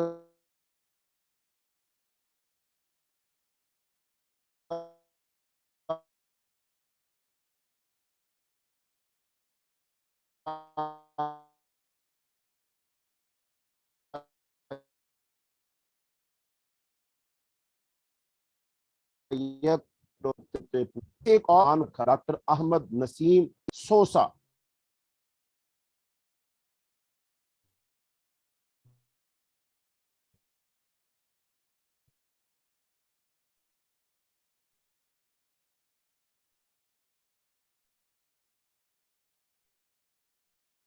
انہوں نے جب اسلام قبول کیا میں قرآن آیات کی تلاوت سن کر جھوم اٹھتا تھا۔ یہ کون کہہ رہا ہے؟ ایک یہودی کہہ رہا ہے، یہ ایک غیر مسلم کہہ رہا ہے کہ مجھے کس چیز نے متاثر کیا؟ میں نے جب قرآن پاک کو پڑھا، میں نے قرآن پاک کی تلاوت کی تو میں قرآن پاک کا گرویدہ ہو گیا۔ تو اس کا مطلب جب غیر مسلم قرآن پاک پڑھ رہے ہیں اور قرآن پاک انہیں متاثر کر رہا ہے، ان کی زندگیاں بدل رہی ہیں، ان کی سوچ فکر بدل رہی ہے، ان کا عقیدہ بدل رہا ہے، ان کا نظریہ حیات بدل رہا ہے، دنیا میں زندگی کے مقاصد بدل رہے ہیں، رستے بدل رہے ہیں، تہذیب ثقافت بدل رہی ہے، شکل و شباہت بدل رہی ہے، ہر ایک چیز بدل رہی ہے، پھر یہ مسلمان ایسا کیوں ہے جو جدی پشتی مسلمان ہے، جو خود بھی مسلمان، اس کا باپ بھی، دادا بھی، پردادا بھی مسلمان، اس کے ماں باپ، بہن بھائی، عزیز و اقارب، معاشرہ، خالو، ماموں، چچا، سب مسلمان، پھر یہ مسلمان ایسا کیوں نہیں ہوتا؟ قرآن پاک اس کے دل میں کیوں نہیں اترتا؟ قرآن پاک اس پر اتنا اثر کیوں نہیں کرتا جتنا غرب مسلمان پر کرتا ہے؟ ایسے ایک اور برطانوی گلوکار، وہ جو مسلمان ہوا تو اس نے اپنے تاثرات بیان کیے۔ وہ کہتے ہیں قبول اسلام سے پہلے اپنی زندگی کے اس عرصے میں میری رائے یہ تھی کہ گویا میں نے ہر کارنامہ سر انجام دے دیا اور میری شہرت اور کامیابی پائے ثبوت کو پہنچ چکی ہے، اور میں نے دولت اور عورت سمیت ہر چیز حاصل کر لی، لیکن سچ پوچھو تو میں ایک بندر کی طرح تھا، میں ایک درخت سے دوسرے درخت پر کودتا پھرتا تھا، میں نے کبھی قناعت نہیں کی، لیکن قرآن کریم کی قرات میری فطرت میں موجود ہر اس چیز کے لیے تصدیق و توثیق ثابت ہوئی جسے میں حق سمجھتا تھا، اور قرآن کریم سن کر یوں محسوس ہوا گویا وہ میری حقیقی شخصیت کی تشکیل اور اس کی حقیقی رہنمائی کرنے والی کتاب ہے۔ اللہ اکبر۔ ایک برطانوی خاتون، وہ مسلمان ہوئی تو اس نے اپنا تجربہ بیان کیا، اور وہ کہتی ہیں قرآن کریم کی اثر انگیزی کے بارے میں اپنا ذاتی تجربہ بیان کرتے ہوئے کہتی ہیں، چاہے میں کتنی ہی کوشش کر لوں، حقیقت یہ ہے کہ میں قرآن عظیم کی اس تاثیر کو بیان کرنے کی استطاعت نہیں رکھتی جو قرآن عظیم نے میرے دل میں سمو دی ہے۔ میں ابھی قرآن عظیم کی تیسری سورت بھی ختم نہیں کر پائی تھی کہ میں نے اپنے آپ کو خالق کی کائنات کے سامنے سجدہ ریز کر دیا۔ میں نے اپنے آپ کو اللہ تعالیٰ کے سامنے سجدہ میں دیکھا، اور قبول اسلام کے بعد یہ میری پہلی نماز تھی۔ اللہ اکبر۔ کتنی صورتیں؟ کہتی ہے تیسری صورت بھی ختم نہیں کر پائی تھی کہ میں نے اپنے آپ کو خالق کی کائنات کے سامنے سجدہ ریز دیکھا، یعنی قرآن پاک نے مجھے اللہ کے سامنے جھکا دیا، میں جھک گئی اللہ کے سامنے، میں سجدے میں گر پڑی، میں نے تسلیم کر لی اس بات کو، حق یہی ہے، حقیقت یہی ہے۔ تو یہ غیر مسلم لوگ یہ قرآن پڑھ رہے ہیں اور قرآن پڑھ پڑھ کے اپنے تاثرات کا اظہار کر رہے ہیں، تو سوال تو پیدا ہوتا ہے نا کہ ایک مسلمان جو جدی پشتی مسلمان ہے، جس کا باپ دادا مسلمان، تو اب اس پر قرآن پاک اتنا اثر کیوں نہیں کرتا؟ اس کی ایک وجہ ہے، اس کی ایک وجہ ہے، مسلمان صرف نام کا مسلمان، اس کو یہ بتایا گیا کہ میں مسلمان ہوں، مسلمان ہونے میں اور اس کو یہ بتایا جائے کہ تم مسلمان ہو، اس میں بڑا فرق ہے۔ قرآن پاک میں اللہ پاک نے ایک جگہ پہ ارشاد فرمایا، یا ایھا الذین آمنوا آمنوا باللہ ورسولہ، اے ایمان والو تم ایمان لاؤ اللہ پر اور اس کے رسول پر۔ یہ سوال ہی پیدا ہوتا ہے، جو پہلے ہی ایمان والا ہے اب وہ کیا ایمان لائے گا؟ اس کا مطلب کچھ لوگ ایسے ہیں نا جن کا ایمان وہ تو سمجھتے ہیں ایمان ہے، لیکن اللہ تعالیٰ نہیں سمجھتے کہ تمہارا یہ ایمان ایمان کہلانے کے لائق ہے۔ بہرحال یہ الگ بحث ہے، انشاءاللہ تفسیر کے دوران میں یہ بات کہیں نہ کہیں آئے گی ایمان کی، وہاں آپ کو انشاءاللہ یہ ہم سمجھائیں گے کہ ایمان کیا ہے، اسلام کیا ہے، ایمان اسلام کی حقیقت کیا ہے۔ تو بہرحال یہ ساری باتیں میں نے آپ کو اس لیے بتائیں کہ قرآن کو کتاب ماننا اور قرآن کو اللہ کا کلام ماننا، اس میں بڑا فرق ہے۔ اگر قرآن کو صرف تم ایک عظیم کتاب مانتے ہو اور اس کی عزت احترام کرتے ہو، تو پھر اے مسلمانوں صرف اور صرف تم ہی قرآن کے احترام کرنے والے نہیں ہو۔ قرآن پاک کا احترام تو ہر وہ شخص کرتا ہے جس تک قرآن پہنچ گیا اور اس کا قلب سلیم ہے، بھلے وہ مسلمان ہے، بھلے وہ غیر مسلم ہے، کوئی بھی ہے، لیکن وہ قرآن پاک کا احترام ضرور کرے گا۔ تو صرف احترام کرنے سے بات نہیں نہ بنے گی، قرآن پر ایمان لانا ہے، اور ایمان لانا احترام سے بہت اوپر کی چیز ہے، بہت اوپر کی چیز ہے۔ اس لیے قرآن پاک کو پڑھا جائے، قرآن پاک کو سمجھا جائے، قرآن پاک کو وقت دیا جائے، اور قرآن پاک کے جو تقاضے ان کو پورا کیا جائے۔ اب قرآن پاک، قرآن پر ہر مسلمان کا ایمان ہے، قرآن کتاب ہدایت۔ اچھا، اس کا مطلب یہ ہے کسی بھی کام میں ہدایت درکار ہو تو وہ ہدایت ہم قرآن سے حاصل کریں گے، اس کے علاوہ کہیں اور سے ہدایت حاصل نہیں کریں گے، یعنی باقی تمام راستے بند۔ قرآن کو امام بنا لیا تو امام ہمیشہ آگے ہوتا ہے۔ تو اس سے پتہ چلا کہ جب ہم قرآن کو ہدایت کی کتاب مان لیں گے، اس پر ایمان لے آئیں گے، تو پھر تو ہم صرف اور صرف رہنمائی قرآن پاک سے ہی لیں گے نا، اور پھر یا رسول اللہ صلی اللہ علیہ وسلم کی ذات سے لیں گے، چونکہ قرآن پاک کی تشریح، توضیح اور وضاحت کرنے والے وہ رسول اللہ صلی اللہ علیہ وسلم ہیں۔ لیکن اب قرآن کی ہدایت کے مقابلہ میں، قرآن کی روشنی کے مقابلہ میں، قرآن کی تعلیم کے مقابلہ میں بہت سارے لوگ دنیا میں تعلیم دے رہے ہیں، روشنیاں دکھا رہے ہیں، ہدایت دے رہے ہیں۔ اس وقت دنیا میں جتنے بڑے بڑے کفار کے ادارے ہیں، وہ بھی تو دنیا کو گائیڈ یعنی ہدایت ہی دے رہے ہیں۔ یہ کام ایسے نہیں، ایسے کرو، سیاست ایسے کرو، نظام ایسے چلاؤ، تعلیم ایسے دو، معیشت ایسی ہونی چاہیے، امن و امان ایسے قائم ہوگا۔ پھر ان کا اصرار ہے کہ جو ہم کہہ رہے ہیں نا اسے مانو، تسلیم بھی کرو، اور جو ان کی ہدایت کو ہدایت نہ مانے وہ اس کے خلاف کارروائی کرتے ہیں۔ یہ اللہ کی ہدایت کے مقابلے میں ہدایت ہے جس کا رد اور انکار ناگزیر ہے۔ اہم بات یہ ہے کہ ان کی ہدایت کے پیچھے شیطان ہے، جس کا توڑ صرف اور صرف مسلمان محض اپنی عقل سے نہیں کر سکتے، جیسا کہ ہم دیکھ رہے ہیں کہ لاکھ مسلمانوں کی کوششوں کے باوجود وہ نہیں ہو پا رہا، جبکہ ہم کرنا چاہتے ہیں ان کا توڑ۔ تو اس کا واحد حل قرآن ہے۔ قرآن در حقیقت ان تمام ہدایتوں کا جو انسانوں کے نظام ہے، انسانوں ان سب کا توڑ ہے۔ اگر ہم قرآن کو امام بنا کر اس کی ہدایت کو اپنا لیں تو یہ کفار بالکل اسی طرح توڑ کرنے سے عاجز آ جائیں گے جیسے ہم ان کے نظاموں کا توڑ کرنے سے عاجز ہیں۔ تو لہذا قرآن پاک ہدایت ہے، لیکن اب اس سے ہدایت حاصل کرنا، اس کے لیے چند بنیادی اور ضروری باتیں ہیں، تو وہ میں آپ کے سامنے بیان کرنا چاہتا ہوں، ہمارے پاس جتنا وقت ہے، کیونکہ یہ وہ بنیادی باتیں اور ضروری باتیں ہیں، اہم باتیں ہیں کہ اگر ہم ان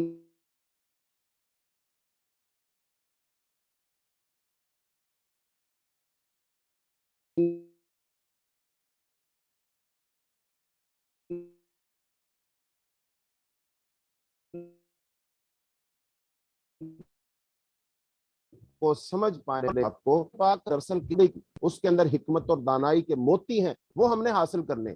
تو لہذا یہ کچھ آخری باتیں ہیں، ان کو سمجھ لیجئے دھیان سے، اللہ تعالیٰ آپ کو نفع دے گا انشاءاللہ۔ کسی بھی کتاب کو اچھی طرح سمجھنے کے لیے ضروری ہے کہ پڑھنے والے کو اس کا موضوع معلوم ہو، اس کے مقصد اور مدعا اور اس کے مرکزی مضمون کا علم ہو، اس کے انداز بیان سے واقف ہو، اس کی اصطلاحی زبان اور اس کے مخصوص طرز تعبیر سے شناسائی ہو، اس کے بیانات اپنی ظاہری عبارت کے پیچھے جن احوال و معاملات سے تعلق رکھتے ہوں وہ بھی نظر کے سامنے رہیں۔ عام طور پر جو کتابیں ہم پڑھتے ہیں ان میں یہ چیزیں بآسانی مل جاتی ہیں، اس لیے ان کے مضامین کو تہ تک پہنچنے میں ہمیں کوئی بڑی زحمت نہیں ہوتی۔ یعنی کوئی کتاب آپ پڑھتے ہیں نا، اس کے شروع میں فہرست ہوتی ہے اور اس میں ابواب ہوتے ہیں، اس میں یہ فلاں چیز فلاں چیز فلاں چیز، تو ایک ترتیب ہوتی ہے اس کے اندر، تو لہذا وہ تو ہوگی نا ایک عام کتاب۔ لیکن قرآن پاک کے اندر شاید ہمیں یہ چیز اتنی آسانی سے نہ ملے، بلکہ اس کے لیے ہمیں کوشش کرنی پڑے گی۔ تو قرآن میں یہ اس طرح نہیں ملتی جس طرح ہم دوسری کتابوں میں انہیں پانے کے عادی رہے۔ اس لیے ایک عام کتاب خواں کسی ذہنیت لے کر جب کوئی شخص قرآن کا مطالعہ شروع کرتا ہے تو اسے کتاب کے موضوع، مدعا اور مرکزی مضمون کا سراغ نہیں ملتا۔ اس کا انداز بیان اور طرز تعبیر بھی اس سے کچھ وہ اجنبی سا محسوس کرتا ہے، اور اکثر مقامات پر اس کی عبارت کا پس منظر بھی اس کی نگاہوں سے اوجھل رہتا ہے۔ نتیجہ یہ ہوتا ہے کہ متفرق آیات میں حکمت کے جو موتی بکھرے ہوئے ہیں، ان سے کم و بیش مستفید ہونے کے باوجود آدمی کلام اللہ کی، قرآن کی اصل روح تک پہنچنے سے محروم رہ جاتا ہے، اور علم کتاب حاصل کرنے کی بجائے اس کو کتاب کے محض چند منتشر نکات و فوائد پر قناعت کر لینی پڑتی ہے۔ بلکہ اکثر لوگ جو قرآن کا مطالعہ کر کے شبہات میں مبتلا ہو جاتے ہیں، ان کے بھٹکنے کی ایک وجہ یہ بھی ہے کہ فہم کتاب کی ان ضروری مبادیات سے وہ ناواقف رہتے ہیں۔ جب وہ قرآن کو پڑھتے ہیں تو اس کے صفحات پر مختلف مضامین انہیں بکھرے ہوئے نظر آتے ہیں، بکثرت آیات کا مطلب ان پر نہیں کھلتا۔ بہت سی آیات کو دیکھتے ہیں کہ بجائے خود نور حکمت سے جگمگا رہی ہیں، مگر سیاق عبارت میں بالکل بے جوڑ محسوس ہوتی ہیں۔ متعدد مقامات پر، یعنی جیسے آپ دیکھیں گے نا قرآن پاک میں شروع پڑھیں گے، اللہ پاک نے اہل ایمان کا ذکر کر دیا، پھر منافقین کا ذکر آ گیا، پھر کافروں کا ذکر آ گیا، پھر جو ہے آدم علیہ السلام کا ذکر آ گیا، آدم اور ابلیس کا ذکر آ گیا، پھر اس کے بعد بنی اسرائیل کا تذکرہ آ گیا، اس میں گائے ذبح کرنے کا آ گیا۔ تو یہ ساری چیزیں جو آتی ہیں تو ایک عام بندہ سمجھتا ہے کہ یار یہ کیا، میں کہاں سے سمجھوں، کیسے سمجھوں؟ تو بہرحال یہ ساری باتیں پھر اس کے ذہن میں آتی ہیں۔ تو لہذا اب قرآن کس قسم کی کتاب ہے، اس کے نزول کی کیفیت اور اس کی ترتیب کی نوعیت کیا ہے، اس کا موضوع گفتگو کیا ہے، اس کی ساری بحث کس مدعا کے لیے، یہ اہم باتیں انتہائی، کہ قرآن کا موضوع گفتگو کیا ہے، اس کی ساری بحث کا مدعا کیا ہے، کس مرکزی مضمون کے ساتھ اس کے بے شمار جو مضامین ہیں وہ اس سے وابستہ ہیں، کیا طرز استدلال اور کیا طرز بیان اس نے اپنے مدعا کے لیے اختیار کیا ہے۔ یہ اور ایسے ہی دوسرے چند ضروری سوالات ہیں جن کا جواب صاف اور سیدھے طریقے سے اگر آدمی کو ابتدا ہی میں مل جائے کہ جب وہ قرآن پاک شروع کرنے لگے، پڑھنے لگے،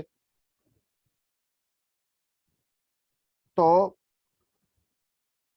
وہ بہت سے خطرات سے بچ سکتا ہے، اور اس کے لیے فہم و تدبر کی راہیں کشادہ ہو سکتی ہیں۔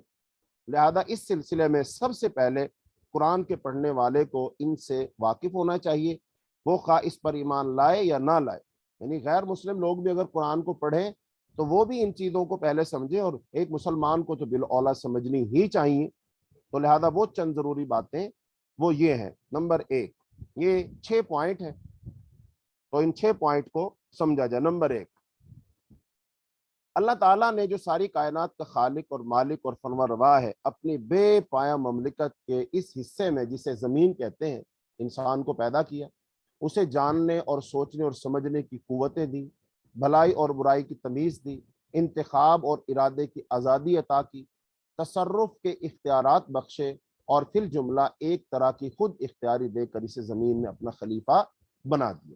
یعنی قرآن پاک تو ایک ہی بتائے گا کہ انسان کو دنیا میں اللہ تعالیٰ نے اپنا خلیفہ بنایا۔ دوسری بات، اس خلافت کے منصب پر انسان کو مقرر کرتے وقت اللہ تعالیٰ نے اچھی طرح اس کے کان کھول کر یہ بات اس کے ذہن نشین کر دی تھی کہ تمہارا اور تمام جہان کا مالک، معبود اور حاکم میں ہوں۔ میری سلطنت میں نہ تم خود مختار ہو، نہ کسی دوسرے کے بندے ہو، اور نہ میرے سوا کوئی تمہاری اطاعت و بندگی اور پرستش کا حقدار ہے۔ دنیا کی یہ زندگی جس میں تمہیں اختیارات دے کر بھیجا جا رہا ہے، دراصل تمہارے لیے ایک امتحان کی مدت ہے، جس کے بعد تمہیں میرے پاس واپس آنا ہوگا اور میں تمہارے کام کی جانچ کر کے فیصلہ کروں گا کہ تم میں سے کون امتحان میں کامیاب رہا اور کون ناکام۔ تمہارے لیے صحیح رویہ یہ ہے کہ مجھے اپنا واحد معبود اور حاکم تسلیم کرو، جو ہدایت میں بھیجوں اس کے مطابق دنیا میں کام کرو، اور دنیا کو دارالامتحان سمجھتے ہوئے اس شعور کے ساتھ زندگی بسر کرو کہ تمہارا اصل مقصد میرے آخری فیصلے میں کامیاب ہونا ہے۔ وہی جو بات ہم نے کہی تھی نا کہ انسان کی کامیابی کیا ہے کہ آدمی جہنم سے بچ جائے اور جنت میں داخل ہو جائے۔ اب انسان کو یہاں پر یہ سمجھنا چاہیے کہ دنیا میں انسان کی حیثیت کیا ہے۔ نمبر 2، دنیا کی حیثیت انسان کے لیے کیا ہے۔ یہ دو باتیں بہت اہم ہیں۔ تو دنیا کی حیثیت انسان کے لیے دارالامتحان کی ہے، اور انسان کی حیثیت دنیا میں ایک امتحان دینے والے کی ہے۔ اب ظاہر بات ایک امتحان دینے والا ہے اور ایک امتحان گاہ ہے، اور پھر امتحان لینے والا کون ہے؟ وہ اللہ رب العالمین ہے۔ تو ان تین باتوں سے کافی ساری باتیں سمجھ آ سکتی۔ تو اس کے برعکس تمہارے لیے ہر وہ رویہ غلط ہے جو اس سے مختلف ہو۔ اگر پہلا رویہ اختیار کرو گے جسے اختیار کرنے کے لیے تم آزاد ہو، تو تمہیں دنیا میں امن و اطمینان حاصل ہوگا، اور جب میرے پاس پلٹ کر آؤ گے تو میں تمہیں ابدی راحت و مسرت کا وہ گھر دوں گا جس کا نام جنت ہے۔ اور اگر دوسرے کسی رویہ پر چلو گے جس پر چلنے کے لیے بھی تم آزاد ہو، تو دنیا میں تم کو فساد، بے چینی کا مزہ چکھنا ہوگا، اور دنیا سے گزر کر عالم آخرت میں جب آؤ گے تو ابدی رنج و مصیبت کے اس گڑھے میں پھینک دیے جاؤ گے جس کا نام دوزخ ہے۔ اور نمبر 3، یہ فہمائش کر کے مالک کائنات نے نوع انسانی کو زمین میں جگہ دی، اور اس نوع کے اولین افراد آدم و حوا کو وہ ہدایت بھی دے دی جس کے مطابق انہیں اور ان کی اولاد کو زمین میں کام کرنا تھا۔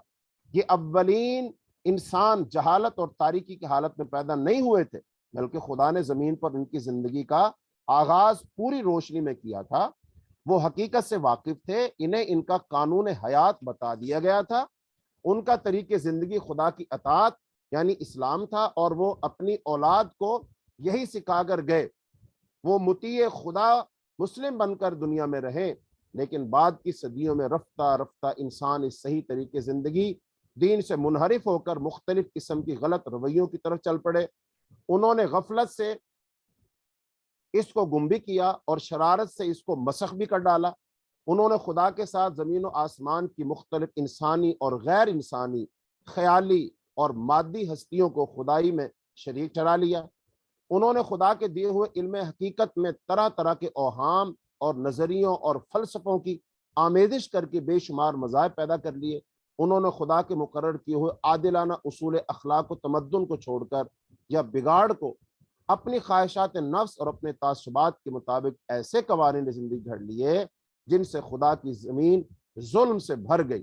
اور نمبر 4، خدا نے جو محدود خود اختیاری انسان کو دی تھی، اس کے ساتھ یہ بات مطابقت نہ رکھتی تھی کہ وہ اپنی تخلیقی مداخلت سے کام لے کر ان بگڑے ہوئے انسانوں کو زبردستی صحیح رویہ کی طرف موڑ دیتا، اور اس نے دنیا میں کام کرنے کے لیے جو مہلت اس نو کے لیے اور اس کی مختلف قوموں کے لیے مقرر کی تھی، اس کے ساتھ یہ بات بھی مطابقت نہ رکھتی تھی کہ اس بغاوت کے رونما ہوتے ہی وہ انسانوں کو ہلاک کر دیتا۔ پھر جو کام ابتدائے آفرینش سے اس نے اپنے ذمہ لیا تھا وہ یہ تھا کہ انسان کی خود اختیاری کو برقرار رکھتے ہوئے اس کی مہلت عمل کے دوران میں اس کی رہنمائی کا انتظام وہ کرتا رہے گا۔ چنانچہ اپنی اس خود عائد کردہ ذمہ داری کو ادا کرنے کے لیے اللہ تعالیٰ نے انسانوں ہی میں سے ایسے آدمیوں کو استعمال کرنا شروع کیا جو اس پر ایمان رکھنے والے اور اس کی رضا کی پیروی کرنے والے تھے۔ اس نے ان کو اپنا نمائندہ بنایا، اپنے پیغامات ان کے پاس بھیجے، ان کو علم حقیقت بخشا، انہیں صحیح قانون حیات عطا کیا، اور انہیں اس کام پر مامور کیا کہ بنی آدم کو اسی راہ راست کی طرف پلٹنے کی دعوت دیں جس سے وہ ہٹ گئے۔ اور پانچواں پوائنٹ، یہ پیغمبر مختلف قوموں اور ملکوں میں اٹھتے رہے، ہزارہا برس تک ان کی آمد کا سلسلہ چلتا رہا، ہزارہا کی تعداد میں وہ مبعوث ہوئے، ان سب کا ایک ہی دین تھا، یعنی وہ صحیح رویہ جو اول روز ہی انسان کو بتا دیا گیا تھا۔ وہ سب ایک ہی ہدایت کے پیرو تھے، یعنی اخلاق و تمدن کے وہ ازلی اور ابدی اصول جو آغاز ہی میں انسان کے لیے تجویز کر دیے گئے تھے، اور ان سب کا ایک ہی مشن تھا، یعنی یہ کہ اس دین اور اس ہدایت کی طرف اپنے لوگوں کو دعوت دیں، پھر جو لوگ اس دعوت کو قبول کر لیں ان کو منظم کر کے ایک ایسی امت بنائیں جو خود اللہ کے قانون کی پابند ہو، اور دنیا میں قانون الہی کی اطاعت قائم کرنے اور اس قانون کی خلاف ورزی روکنے کے لیے جدوجہد کرے۔ ان پیغمبروں نے اپنے اپنے دور میں اپنے اس مشن کو پوری خوبی کے ساتھ ادا کیا، مگر ہمیشہ یہی ہوتا رہا کہ انسانوں کی ایک کثیر تعداد تو ان کی دعوت قبول کرنے پر آمادہ ہی نہ ہوئی، اور جنہوں نے اسے قبول کر کے امت مسلمہ کی حیثیت اختیار کی وہ رفتہ رفتہ خود بگڑتے چلے گئے، حتیٰ کہ ان میں سے بعض امتیں ہدایت الہی کو بالکل ہی گم کر بیٹھیں، اور بعض نے خدا کے ارشادات کو اپنی تحریفات اور آمیزشوں سے مسخ کر دیا۔ اور آخر کار چھٹی بات یہ ہے، آخر کار اللہ تعالیٰ نے سرزمین عرب میں محمد صلی اللہ علیہ وسلم کو اسی کام کے لیے مبعوث کیا جس کے لیے پچھلے انبیاء آتے رہے تھے۔ ان کے مخاطب عام انسان بھی تھے اور پچھلے انبیاء کے بگڑے ہوئے پیروکار بھی۔ سب کو صحیح رویہ کی طرف دعوت دینا، سب کو از سر نو خدا کی ہدایت پہنچا دینا، اور جو اس دعوت و ہدایت کو قبول کریں انہیں ایک ایسی امت بنا دینا ان کا کام تھا جو ایک طرف خود اپنی زندگی کا نظام خدا کی ہدایت پر قائم کرے اور دوسری طرف دنیا کی اصلاح کے لیے جد و جہد کرے۔ اسی دعوت اور ہدایت کی کتاب یہ قرآن پاک ہے جس کا ہم آغاز کر رہے ہیں، جس کے آج ہمارا دوسرا سبق ہے۔ تو اب اسے چند باتیں معلوم ہو گئی۔ قرآن کی اصل معلوم ہو جانے کے بعد اب سب کے لیے، قرآن پڑھنے والوں کے لیے سمجھنا آسان ہو جاتا ہے کہ اس کتاب کا موضوع کیا ہے، اس کا مرکزی مضمون کیا ہے، اور اس کا مدعا کیا ہے۔ نمبر ایک، اس کا موضوع کیا ہے؟ تو قرآن کا موضوع انسان ہے، اس اعتبار سے کہ بلحاظ حقیقت نفس الامر اس کی فلاح اور اس کا خسران، اس کا نقصان کس چیز میں ہے، یہ انسان کو بتانا، یہ قرآن بتائے گا۔ نمبر دو، قرآن پاک کا مرکزی مضمون یہ ہے کہ ظاہر بینی یا قیاس آرائی یا خواہش کی غلامی کے سبب سے انسان نے خدا اور نظام کائنات اور اپنی ہستی اور اپنی دنیاوی زندگی کے متعلق جو نظریات قائم کیے ہیں، اور ان نظریات کی بنا پر جو رویے اختیار کر لیے، وہ سب حقیقت کے لحاظ سے غلط اور نتیجے کے اعتبار سے خود انسان ہی کے لیے تباہ کن ہے۔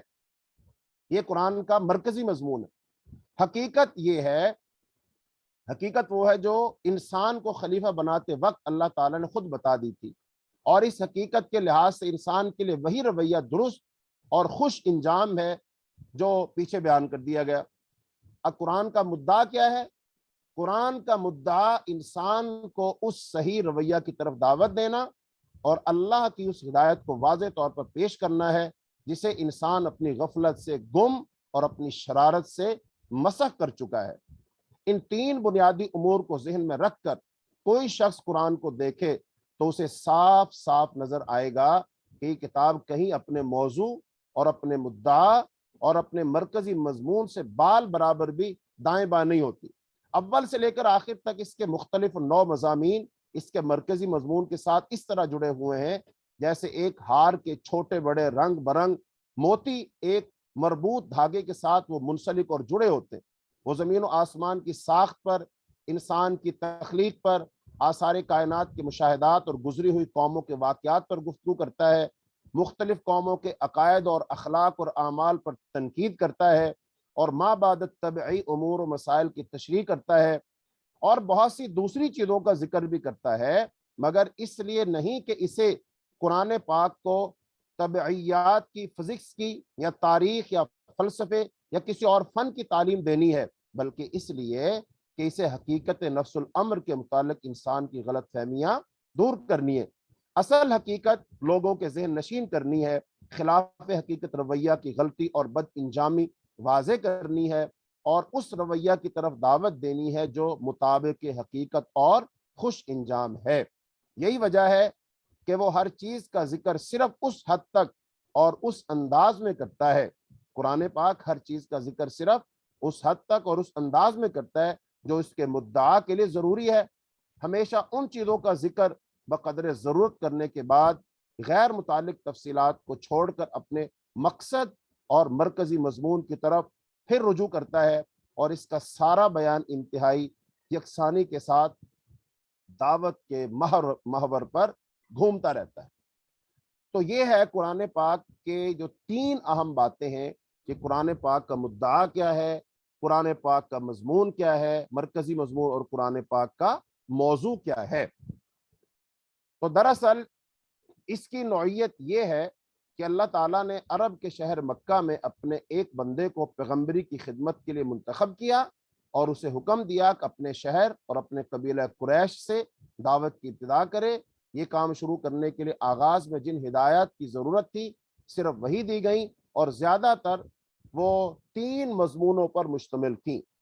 ایک یہ کہ پیغمبر کو اس امر کی تعلیم کہ وہ خود اپنے آپ کو اس عظیم الشان کام کے لیے کس طرح تیار کرے اور کس طرز پر کام کرے، اور دوسرے حقیقت نفس الامر کے متعلق ابتدائی معلومات اور حقیقت کے بارے میں ان غلط فہمیوں کی مجمل تردید جو گرد و پیش کے لوگوں میں پائی جاتی تھیں، جن کی وجہ سے ان کا رویہ غلط ہو رہا تھا، اور تیسرے یہ کہ صحیح رویہ کی طرف دعوت اور ہدایت الہی کے ان بنیادی اصول اخلاق کا بیان جن کی پیروی میں انسانیت کے لیے فلاح ہے، کامیابی ہے، ان کے تمام مسائل کا حل ہے۔ تو قرآن پاک کی یہ وہ ابتدائی باتیں ہیں کہ جن کو اگر قرآن پڑھنے والا شخص ذہن میں رکھ لے تو وہ قرآن پاک کو پھر ٹھیک طریقے سے سمجھ سکتا ہے۔ آخر میں دو باتیں بات کر کے ختم کروں گا۔ نمبر ایک، آپ سمجھ رہے ہوں گے کہ ہم تو قرآن پاک کا دورہ کرنے کے لیے آئے تھے اور یہاں پر تو ابھی قرآن پاک کا آغاز ہی نہیں ہو رہا ہے۔ یہ بات آپ کی صحیح ہے، لیکن یہ جو باتیں 2 دن میں آپ لوگوں نے سنی ہیں، یہ بنیادی طور پر اس لیے ضروری ہے تاکہ بعد میں ہم جو بھی پڑھیں گے نا، ہر ایک چیز کو ان چیزوں سے ریلیٹ کیا جائے گا۔ ہر قرآن پاک میں کسی قوم کا تذکرہ ہو رہا ہے، اس سے کوئی نتیجہ نکلے گا، اس میں یہ باتیں ہوں گی۔ کسی جنگ کا تذکرہ آ رہا ہے تو اس کا نتیجہ انہی باتوں سے ریلیٹ کیا جائے گا۔ تو لہذا جب یہ باتیں ہمارے ذہن میں ہوں گی تبھی تو ہم ان چیزوں کو سمجھ پائیں گے نا۔ اگر یہ باتیں ہمارے ذہن میں نہیں ہوں گی تو پھر ہم ان کو کیسے سمجھیں گے؟ اور حضرت عبداللہ ابن عمر رضی اللہ تعالیٰ عنہ، وہ صحابی رسول ہیں، صاحب علم ہیں، عربی زبان کو خوب جانتے ہیں۔ پتہ ہے سورہ بقرہ انہوں نے کتنے دنوں میں پڑھی؟ 8 سال کے اندر سورہ بقرہ پڑھی انہوں نے، صرف 8 سال میں۔ وہ صحابی رسول ہیں، عربی زبان جانتے ہیں، تو 8 سال میں انہوں نے سورہ بقرہ پڑھی۔ تو ہم نے تو صرف ابھی 2 دن دیے ہیں، کوئی بات نہیں، اللہ تعالیٰ آپ کو نفع دے گا، اللہ تعالیٰ آپ کو جزائے خیر عطا فرمائے گا۔ تو لہٰذا جو انتظامی حوالے سے ایک بات آپ کے سامنے وہ یہ ہے کہ آپ کا یہ جو 30 دن کا کورس ہے نا، تو انشاءاللہ جس ادارے سے آپ یہ پڑھ رہے ہیں تو وہ آپ کو سرٹیفکیٹ بھی دے گا۔ ادارے کی طرف سے آپ کو دورہ قرآن کے اختتام پر انشاءاللہ ایک سند دی جائے گی، ایک سرٹیفکیٹ دیا جائے گا، اور اس کے لیے کم از کم آپ کا 80% حاضریاں ہونی چاہیے۔ یعنی اگر درمیان میں کوئی ایک آدھ چھٹی ہو جاتی ہے تو کوئی مسئلہ نہیں ہے، لیکن وہ حاضریاں اس میں زیادہ سے زیادہ ہونی چاہیے۔ تو اس لیے آپ سب سے ہم گزارش کریں گے کہ آپ اپنی حاضری کو انشاءاللہ باقاعدگی سے باقاعدہ بنائیں گے اور سب تشریف لاتے رہیں گے۔ تو اللہ تعالیٰ سے آخر میں یہ دعا ہے، اللہ تعالیٰ ہمیں قرآن پاک کو صحیح طور پر سمجھنے کی توفیق عطا فرمائے، پھر اللہ تعالیٰ قرآن پاک کو سمجھ کر کے ہمیں اپنی زندگیوں میں اس سے ہدایت حاصل کرنے کی توفیق عطا فرمائے، پھر اللہ تعالیٰ ہمیں قرآن کی ہدایت کے مطابق زندگی کے تمام معاملات کو اللہ گزارنے کی توفیق عطا فرمائے، اور پھر اللہ ہم سے راضی اور خوش ہو جائے اور ہمیں ہمارے ابدی گھر جنت میں دوبارہ داخلہ نصیب فرمائے، اور ہم سب کو اللہ تعالیٰ اپنی جنت میں جمع فرمائے۔ اللہ تعالیٰ رمضان کو ہمارے لیے بھرپور بنائے، خیر والا، نفع والا، بخشش والا، رحمت والا اللہ ہمیں اس رمضان کو ہمارے لیے بنا دے، اور اس رمضان میں ہمیں وہ تمام خیر کے کام کرنے کی توفیق عطا فرما دے جن سے ہم رمضان کے بعد ہم پاس ہو جائیں اور ہماری عید ہمارے لیے عید بن جائے، کیونکہ عید تو اسی کی ہوگی نا جس سے اللہ خوش ہو گیا، جس کو اللہ نے معاف کر دیا، جہنم سے آزاد کر دیا، تو اس کی عید ہوگی نا، تو اللہ ہماری عید کو ہمارے لیے عید بنائے۔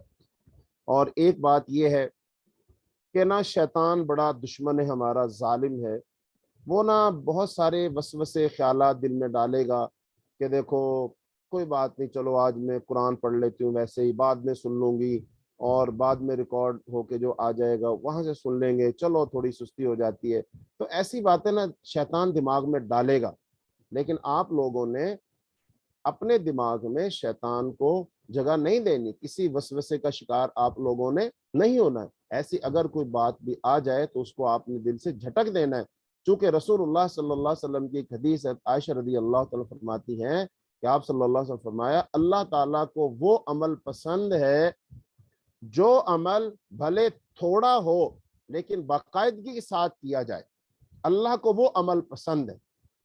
تو اب ہم نے یہ ایک عمل شروع کیا ہے، تو اب اس کو ہم نے پورے رمضان انشاءاللہ جاری و ساری رکھنا ہے تاکہ ہمارا یہ عمل اللہ تعالیٰ کو پسند آ جائے۔ تو انہی باتوں پر اکتفا کرتے ہوئے آج کی کلاس کا ہم اختتام کرتے ہیں، تو کل سے باقاعدہ طور پر سورہ فاتحہ سے ہم تفسیر شروع کر دیں گے۔ تو سورہ فاتحہ جو ہے وہ قرآن پاک کی ایک عظیم صورت ہے، اور اس کے مفاہیم، معانی، تشریح انشاءاللہ آپ اس کو سنیں گے تو آپ کے قلوب و اذہان انشاءاللہ منور ہوں گے، اللہ تعالیٰ ہمیں اس سے بہت نفع اور فائدہ دے گا۔ تو کل سے آپ باقاعدگی سے انشاءاللہ الرحمن کلاس میں اسی طرح حاضر ہوں گے۔ تو اب ہم دعا پڑھتے ہیں اور کلاس کے اختتام کرتے ہیں۔ سبحانک اللہم و بحمدک، اشہد ان لا الہ الا انت، استغفرک و اتوب الیک۔ السلام علیکم ورحمۃ اللہ وبرکاتہ۔